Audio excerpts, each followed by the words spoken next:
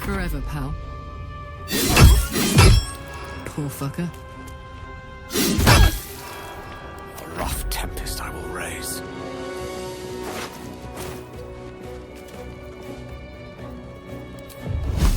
Take this! Can't give up now.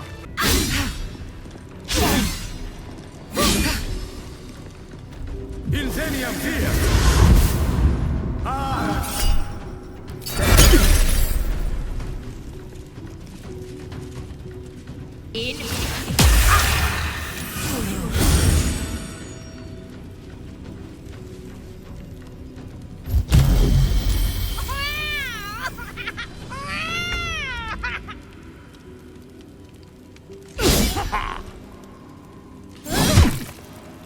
On the victor's path.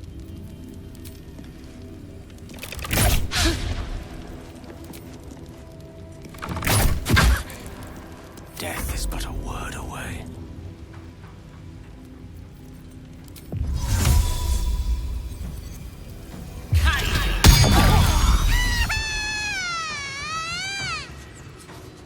On my word.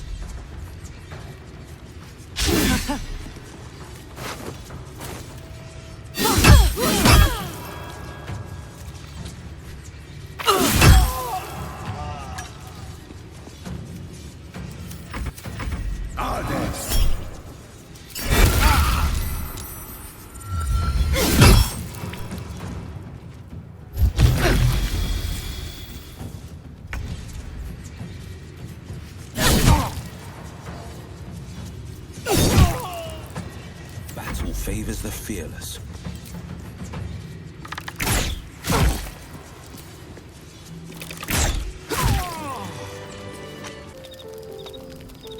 Where to?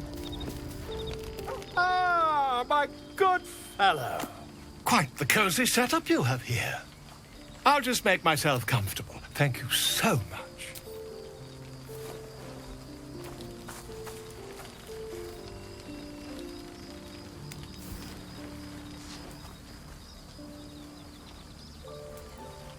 My research turned up a rather brilliant technique that seems quite actionable.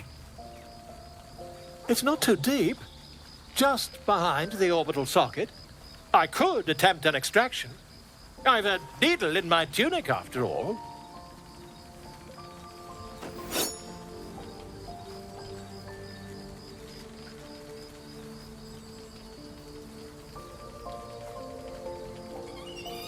Volo carefully holds one of your eyes open and begins to prod uncertainly with the needle.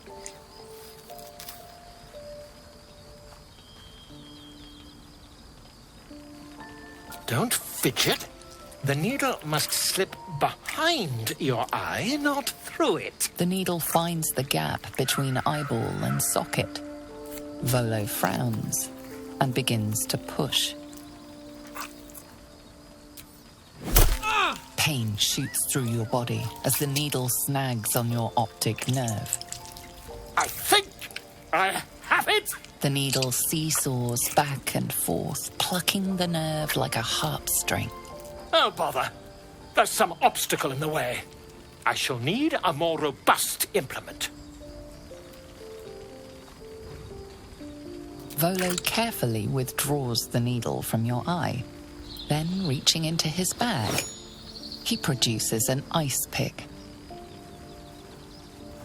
Volo slowly brings the ice pick closer to your eye. Now, don't move. Cold metal presses against the skin beneath your brow. And then, tap, tap, stab. Do you feel that? Ha! I think we have the blighter on the run.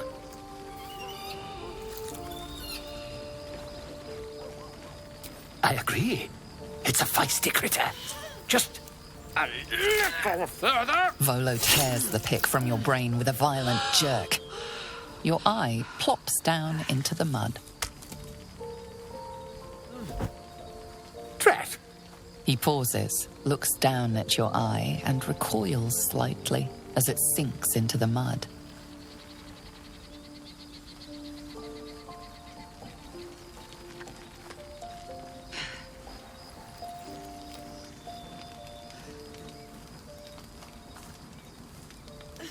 There appears to be an amount of cosmetic damage. Please, try not to overexert yourself. You're in a rather fragile state at present. I can't help but feel partly responsible. Perhaps there is something more I can do.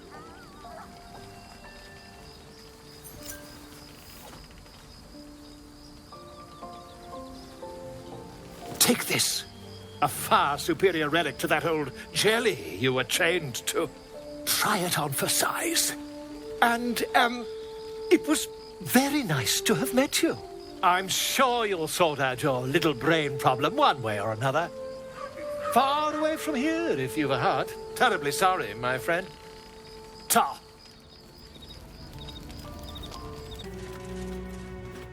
Who there, wanderer? Stay thy course a moment to indulge an old man. Elminster? The very same, Gale. And a fair bit miffed he is, too, finding himself forced to expose his best pair of boots to so many miles of country road on your behalf.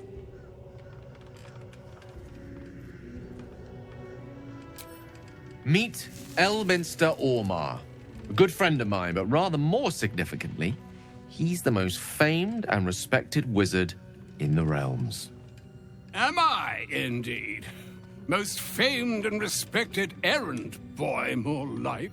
I was bid to spare neither time nor my own self to find you. She sent me, Gale. You know of whom I speak. But why? Out with it, Elminster. Please. Young man, has your sojourn away from Waterdeep washed away your decorum as well as your patience? Nigh a 10-day I've gone without honest fare, worthy of the name. Drank naught, but what the sky entitled my thirst. Why, some bread, cheese, and a cup of wine would appear unto me a feast. Surely you won't begrudge me a mite of rest and repast before I get out with it?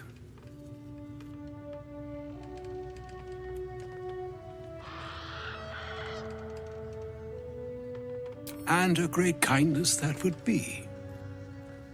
See, Gale, even in these barren parts, the art of hospitality begets inspired new works, if only one keeps up the practice. Oh, for the love of... This way, then? To your camp. Oh, don't dawdle now, lad. You're the one who's in such a frightful hurry. Oh, nigh on 13 centuries old and he still thinks with his stomach. We'd best follow and see if he's more disposed to speak plainly once it's stopped its grumbling.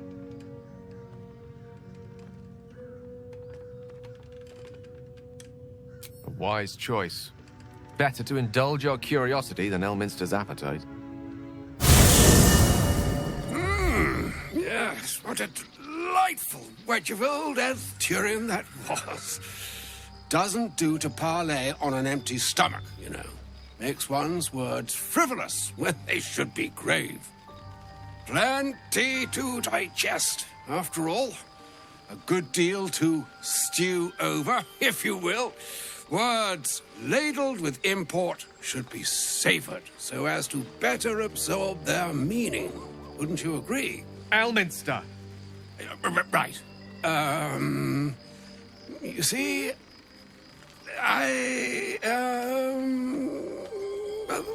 that is to say, Gale, my boy, I've come to address a most pressing matter. I'll speak as plainly as I can, forswearing the accustomed frills that decorate my speech. I'm here on behalf of Mystra. The message and the charge I bring you are hers.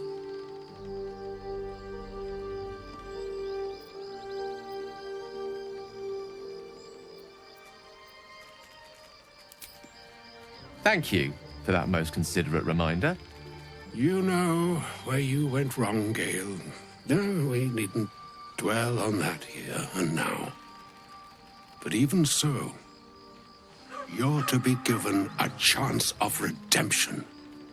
Mystra would consider forgiveness. She would consider what she considers to be forgiveness.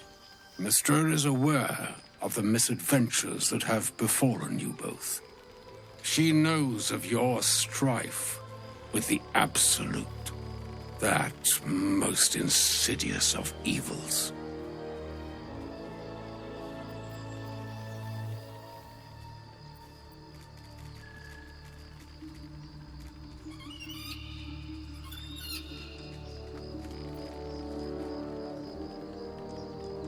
The very purpose of my presence, in a roundabout sort of way. You must know that the Absolute is more dangerous than you can possibly conceive. It threatens all who live, even those who are undying. It threatens the gods, the weave, the very fabric of the universe itself. That is why I have come here to charge you, Gale, with its destruction. It is Mystra's belief that only you can.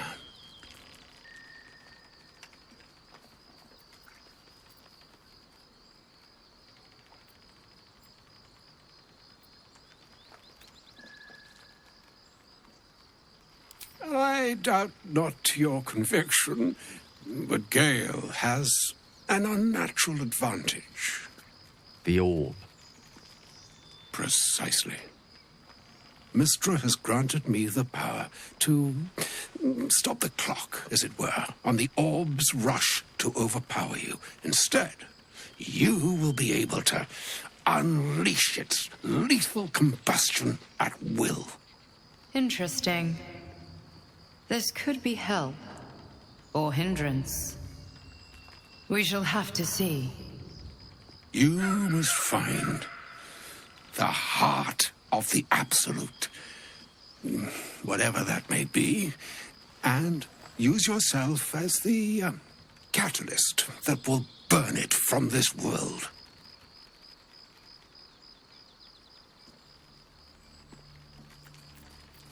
He is not. But it seems that Mystra is. It brings me no pleasure saying this, my friend. But such is Mystra's will. Yours must be the sacrifice that will undo the Absolute. And for your sacrifice, you will be redeemed. Such is Mystra's promise. With that, I've said my sorry piece, and need only bestow unto thee the charm I was bid. Meine hastra mistraril Italion thras annas distra.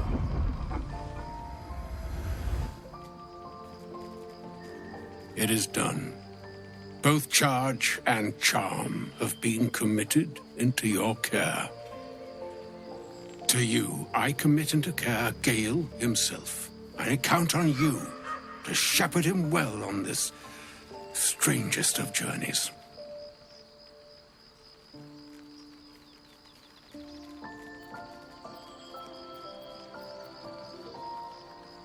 On my honor, I'm not sure yet I can say the same.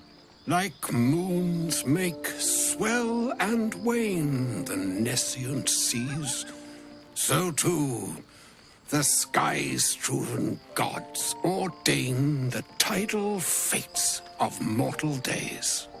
And yet, an ocean born in lonely hours, come ebb, come flow, come all that is beyond the breadth of our dominion.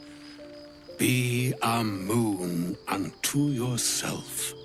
Even the waves of fate can break upon the shores of will. Farewell, my friend. Farewell, Elminster. I'm glad she chose you.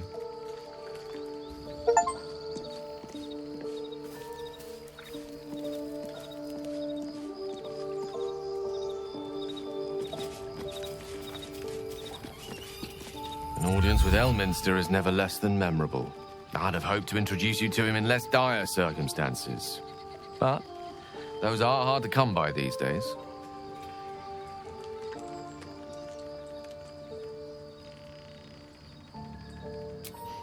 A wizard doesn't reach Elminster's age without enjoying their home comforts. Those who seek danger over cheese don't tend to live as long. For Mystra to have sent him, the severity of her bidding could not be clearer, or weigh more heavily on me. Time seems so infinite when you're young. A month is an age. A year is a lifetime. It is a strange feeling to realize how little of it one might have left. Of course, you offer the clearest solution to our problem. All I have to do is find the right place and time, close my eyes, and let go. Then the slate will be clean. Wrongs will be righted, the absolute will be gone, and I along with it.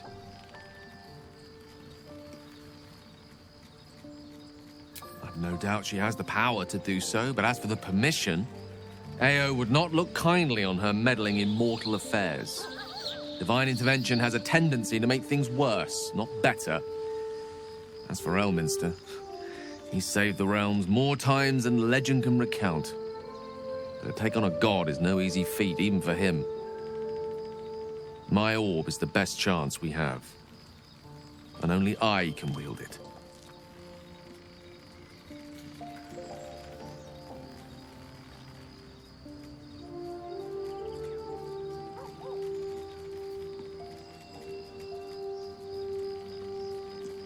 Possibly the most spectacular one ever conceived. But essentially, yes, I'm living on borrowed time, in more ways than one. Perhaps this is how it must be. That remains ahead of us for now. The heart of the Absolute must be discovered before I can stop its beating.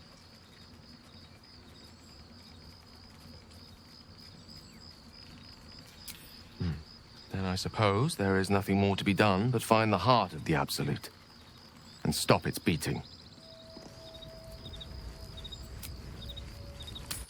Do you feel that? The darkness, pulling at the strands of the weave. You'll still be able to do your wizard thing, though, right? Of course. That doesn't make the shadows less dangerous. Oh, was that Gale's granddad?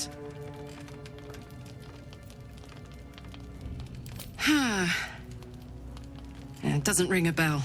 But all right. Must have had something important to say to Gale if he came all this way. Good news, I hope.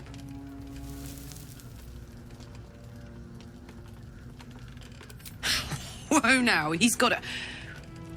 Well, I guess that would explain a little, but...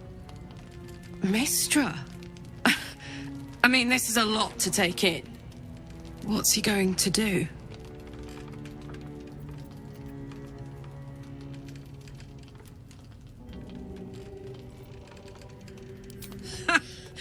Fuck me. There's devotion and then there's stupidity. If the god of magic can't handle this without sacrificing Gale, she's no god at all. Poor Gale. He must be in bits after hearing that. I'll distract him. Tell him I haven't read a book since secondary school. Watch his face melt off.